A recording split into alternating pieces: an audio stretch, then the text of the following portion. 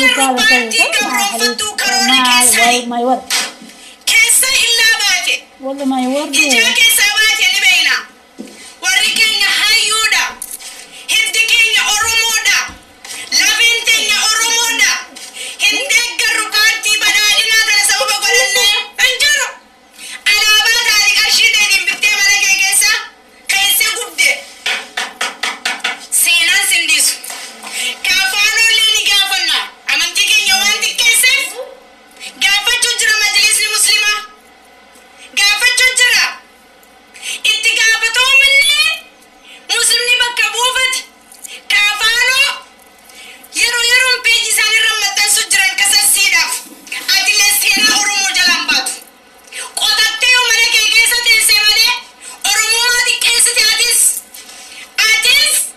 oromummaa ajjeeste atis maaninnatii oromoo balleessite atis abbaa kiyya gubde rayya jaarraa abbaa gadaan irraa gubde sheek maamurashaat abdulleen irraa gubde ilimuu qilxuun irraa gubde waaqoo guutuun irraa gubde haylee fidaan irraa gubde abbaa kiyya bakar waareen irraa gubde adeera kiyya mul'is gadaan irraa gubde oromiyaa biyya tiyyan irraa gubde maaninnatii kiyyan irraa gubde eenyummaa kiyya na xiqqeessite saba kiyya salphiste saba kiyya nafxanyaaf gaqqabde sirti humaallee nuun gootu humaas nuun gootu fakkaattu fooloon teessii guddatti qilee waliin lixaa dadandaatiyya jibbaa kee qabu immoo yeroon akkana sinchu wallaalummaa keessatti himaa jira malee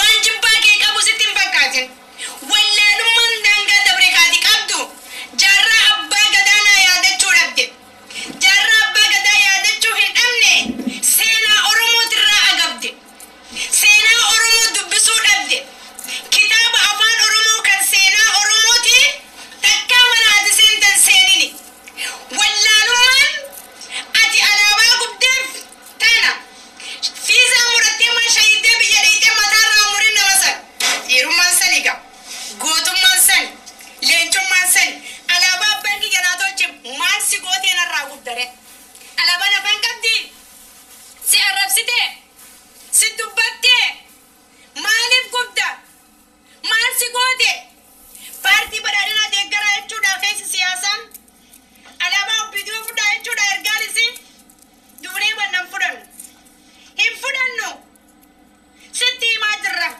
muslimummaan mirgaan oromummaan bitaan ija bitaaf ija mirgaa diinaaf hin gabromnu gaccamnee hin bullu kunooti alaabaan teenya kunoo alaabaan teenya kunooti kunoo alaabaan teenya dhiirumma dhiira gusinjaan bar warri dhiira sinja'u warri beekaa sinja'u warri gootaa sinja'u bar warra ergama qabu akka nasraa kana kabajaa hojii dhugaa sitti hima silaa namni biraa akka nasraa oromoo tan agarte rabbii na uume malee uumaan sodaadhu ani kabajaa sobaa dololaan miila kiyya jala kabajaan hin cubbuu dubbadhee ol fuudhamu laal qilee narraa haalittu laal qilee ani guyyaa takka kan na boonsu yoon du'ellee wanni an sheenaan qabneef guyyaa tokko saba kanatti cubbuu dalageen beeku guyyaa tokko oromoo musliimaas mufachiiseen beeku oromoo kiristaanaas mufachiiseen beeku garuu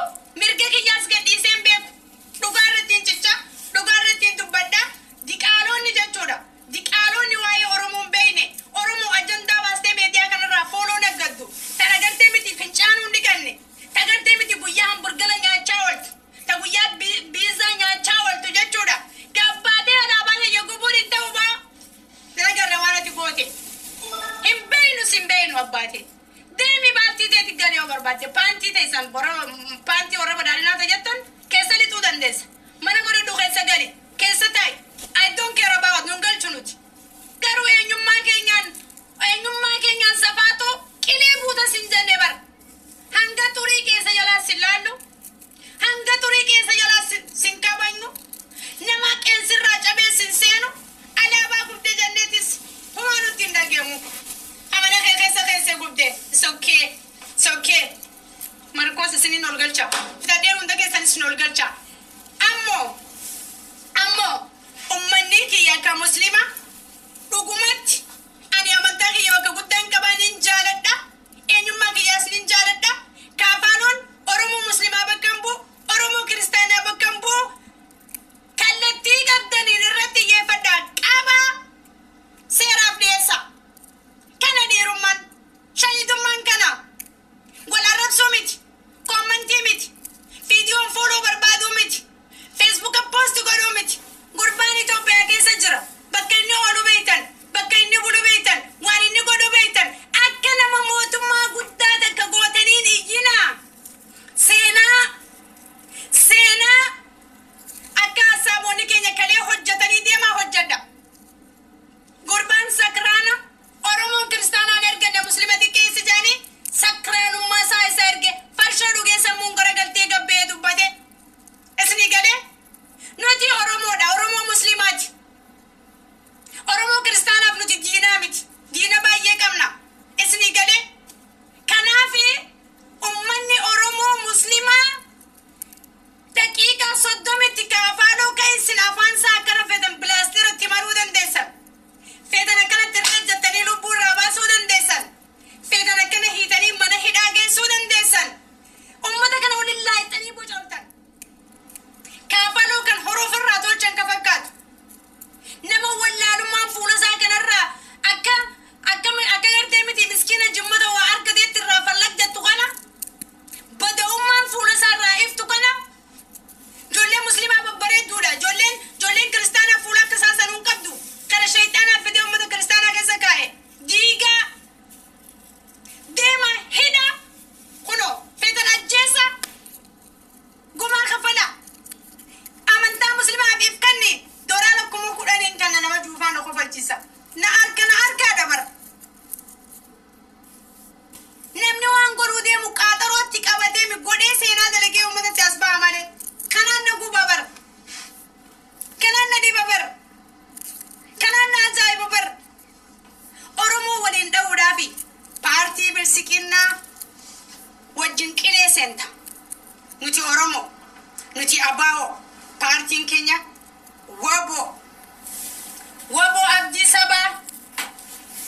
waboo abdii sabaa itti paartiin keenya badhaadhinaa miti min taamataallaachu maal fidda oromoodha nuti oromoo muslimaati maal fidda ati feetu uraagee ta'i feetu siltee ta'i feetummoo sabachi keessa dalate kan maqaan isaa akka tokko san ta'i I don't care sabakee yoo maqaa wallaalte nuti nun galchu alaafinata sirraa fudhachuu hin dandeenyu huccuu aadaa uffatteef alaabaa qabatteef Sejjamar mucaa kanaan jechuudha maaltu qabsaasa godhee Ingiliis sejjamar ko alaabaan Oromoonni qabatanii itti bareedee bitatanii seenaa alaabaa adda bilisummaa Oromoo ibsatiin hin beeku. Dhiiguma qablafeenya yakkatti cabeen beekudha. Hoolata duboo guddaa tokko beektu hooladhaan mucichi. Baccee dhiiraa. Alaabaa Oromoo gubaa kennutti baatee abbaate gubaa ilma dheeraa keetiin ubbaate boo rasaa keessatti hima gubaa ilma adeera kee ka aangoorra jiru alaabaa tanaan itti fokkoran jettee alaabaa keenya biddatti qabde la Yes. Of course Hin beeku kaa namni tokko amma fakkeenyaaf yoo dadhabee beekee dadhabbii namaa beeka. Inni kun akkoo mana keessa fannifate malee seenaa ittiin inni dhufe hin beeku. Rabbi kunoo. akkasii duunee banna malee hin gumnu nuti ni beeyna Akkas jechuun akkuma fakkeenyaaf namoonni tokko wangeela keenya yookaan matsaaf quddisii keenya yoo nu jalaa gube ani immoo baheen quraan isaanii nan guba jechuudha. Kun sobadha wajjin oolaa ta'uu danda'a. Amma beekumsa isaadhaan baccee yaadas. Nutis ni beeyn ni jabeeffan alaabaati kottu matatti siidhan sugumani kotta beekti kottu mee lubbuutiyya way Maraatti ilma adeera isaanii bira Uno alaabaan mataan iyya gubbaa jirti hin gubattu ilma adeera keetiitiin deeggaruudhaa keessi neebar Aggoote abbee deeggarchiisa. la agartee ilma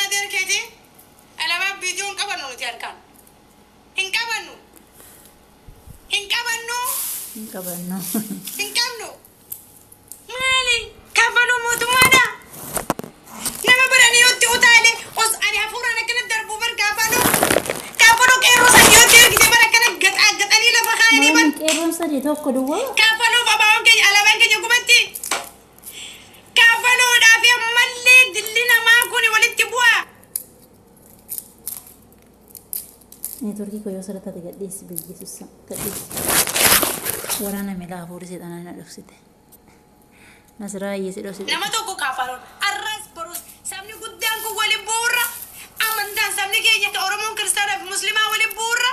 Nama nu jeequu if keessaa luqqisnee baasuu qabna. Waliigalteedhaan. Yes. Adabbii jala gurraadha. Keessa guuttanii jirtan yaa sabaa. Mee eenyu fa'aa jiru? Kota sena. Kota. Kota. Ti? Murgus? Nagaan siif haa ta'u. Akkam jirta?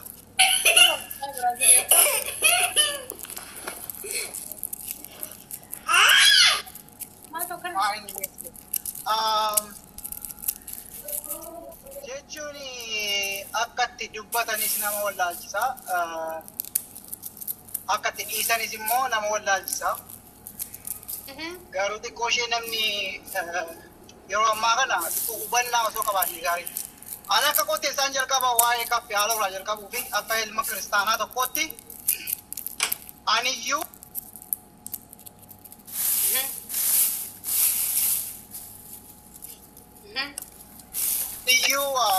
dhiifama. Warra musliimaa miti ani inni kiristaanaayyuu osoon argadhee nama akkasii kana nama akka amantii koo deebisee arrabsamu akka alaabaan uummati miira keessa galee alaabaan Oromoo akka gubatu nama godhe kana.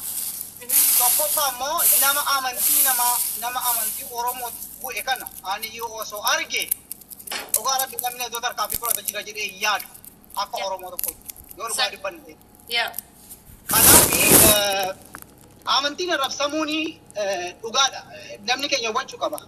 Gaafa wanni sensitiivii tokko jalqaban Oromoo kana gargar cabsuu barbaadan amantii namaatti dhaqanii bu'u. Amantii eenyu hin caalu. Namni amantii ofii ni jaallata.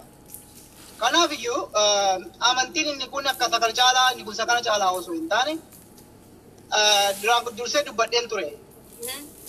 Namni namarratti ka'e ni dhiifamaaf jedha. Namni ilma namaa arrabse ni dhiifama. Namni ergamaa Waaqayyoo arrabse garuu bara baraanuu dhiifama hin argatu jedha. Kun beekamaadha jechuudha. Kanaaf namni kun tokkoffaa firdii rabbii irrattis qophaa'aadha. Waan amma godhe kanaafis asuma lafarrattis gatii ni argata waan ta'eef isa kana namni kun kiristaanaanis balaaleffatamaadha. Oromoodhaanis balaaleffatamaadha. Qaamni mootummaa nama kana tokkoffaa seeratti dhiyeessuu qaba. Yoo qaamni mootummaa nama kana dhossees kan hin ta'e wanti kun ergama mootummaa qabaa jechuudha. Mootummaan akka uummanni Oromoo kun wal nyaatu amantiidhaan kan gochaa jiru mootummaadha jennee fudhannaa jechuudha. Namni kun yoo seera jala hin oolle. Maaliif? Nus akka duukaa isa buunee akka amantii kiristaanaatti xiqqeeffamaa jirra waan. Inni kan biraan kan amantii kiristaanaa arrabse yookaan amantii musliimaa kan arrabse yookaan amantii namaatti kan bu'e alaabaa Oromoo miti nama. So maal gochiidhaa fi alaabaan saba bal'aa kun arrabsamaa yookaan immoo xuraa isa jedhuu fi anaaf gaaffiidha. Haa ta'u gaariidha. Warri Habashaa warri nafxanyaas kun karaa irratti baadii alaabaa keenya gubaa jiru. Oromoonis alaabaa ofii bahee gubaa jira. Garuu seenaa keessatti waan gaarii kaachuu yaala osooma aartanii waan gaarii. Bor iftaan hawaasa Oromoo keessatti gaafa Oromoon kun bilisoome yookaan alaabaan kun gaafa iddoo qabate. Gaafsa namaa jedhama namni kun yeroo jalqabaaf nama alaabaa gubeedha jettee seenaa Oromoo keessatti hadheeffamuuf keessaa jechuudha. Gubuudha qabanii isas waaqa. Garuu kun si baasatee namni kamutti gufuu danda'a. Yeroo tokko waan goonu beekuu qabna. Jalqaba dubbattee turte. Nu kan hojjechuu qabnu namni amantii musliimaa arrabse kun dhugaa rabbiiti baafamee saaxilamuu qaba. Tarkaanfii irratti fudhatamuu qaba. Garuu warri alaabaa keenya gubdan dhugaan isiniin jedha Waaqayyo isinii fadhiisu waan goonu qabnu Garuu akka ofii kee gubdee namni wayyaa ofii ofirraa baasee gubdu maal ta'a wayyaa kee ofirraa baastee gubdu. Alaabaa gubdeef wanni tokko wanni uumamu hin jiru. Qabsoon Oromoo booddeetti hin deebi'u. Amantii Musliimaa hin kabajne, amantii Kiristaanaa hin kabajne, amantii Waaqeffataa hin kabajne. Namni waan itti amanu hundumaaf kabaja argachuu qaba. Kan kanaan achi kan koo caalaa kan kee caalaan yoo dhumnee asirratti wal saaxilu ta'e gaariin ta'u. Kanaaf namni keenya akka Oromootti hubannaa qabaadha. Xiqqoo ishee osoo amma dhugaa rabbi dubbachuuf erguma kaaffiyaaloon kana godhe amantii kiristaanaallee kan ba'anii arrabsaa jiran baay'eetu jira. Deebiin kenninaa hin kenninu. Maaliif hin kenninu? Waaqa biraa argata waan ta'eef maalan godha deebii kenneefiyan. Kanaaf hubannaa qabaannu ni dhugaa akka kootti namatti